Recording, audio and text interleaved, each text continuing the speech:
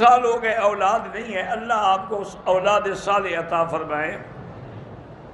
بیوی اگر بیمار ہو تو فیملی پلاننگ تو نہیں ہو سکتی، لیکن کچھ عرصے کے لیے وقفہ کر سکتے ہیں، سال 2 سال کے لیے۔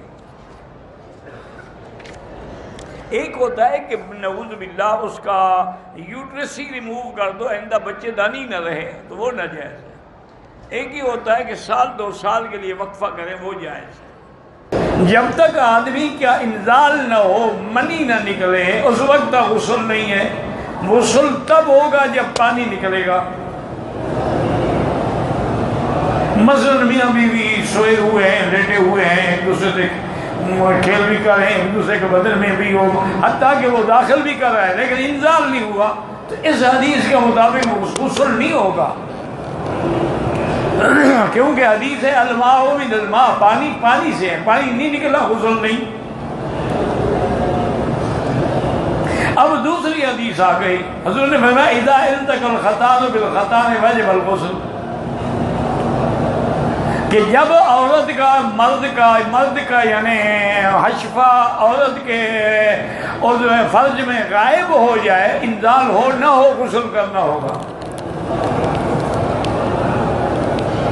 اب 2 حدیثیں ہو گئی نا، ایک تھی کہ پانی جب تک نہ نکلے غسل نہیں ہے، ایک ہے کہ جب بدن مل گیا تو غسل ہو گیا، چاہے پانی نکلے یا پانی نہ نکلے۔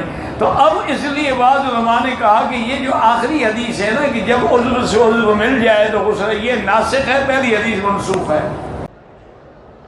واش روم کے اندر کھڑے ہو کر اگر اس میں گندگی کوئی نہیں ہے تو بسم اللہ بھی پڑھ سکتے ہیں اور وضو والی دعا بھی پڑھ سکتے ہیں۔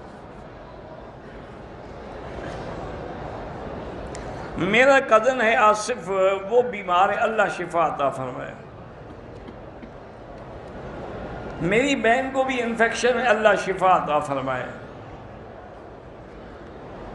ولیمے کی تقریب جو ہے لڑکی کی رخصتی کے بعد شام ہو یا دن ہو، جائز ہے، لیکن میاں بیوی کے ملنے کے بعد۔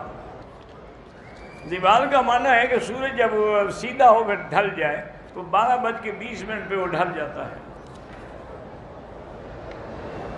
عورت ایام حیض میں نہ روزہ رکھ سکتی ہے نہ نماز پڑھ سکتی ہے۔